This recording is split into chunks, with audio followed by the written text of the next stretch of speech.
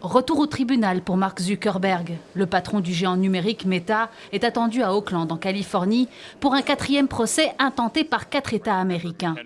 Selon eux, l'entreprise aurait volontairement rendu ses applications Facebook et Instagram addictives pour favoriser ses profits. Un choix qui aurait des effets néfastes sur les plus jeunes utilisateurs, selon les plaignants. Des charges que l'accusé dément.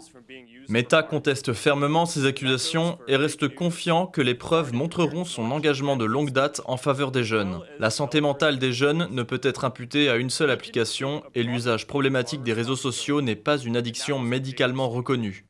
À l'origine de ce procès, il y a les Facebook Files. En 2021, une ancienne employée fait fuiter des documents qui montrent que Meta viole plusieurs lois de protection des consommateurs et une loi fédérale sur les données des enfants et mesure les dégâts de ces applications sur la santé mentale des adolescents. Des révélations qui déclenchent une série de procès à son encontre. Et à chaque fois, le verdict est le même. L'entreprise porte atteinte à la santé de ses jeunes usagers et est condamnée à payer des amendes de plusieurs centaines de millions de dollars.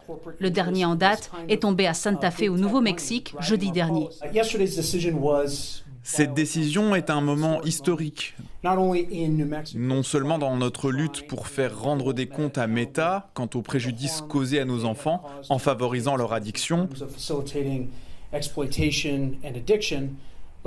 mais aussi parce qu'elle change véritablement la manière dont est perçue dans ce pays et dans le monde entier la responsabilité des entreprises de cette taille et de cette envergure.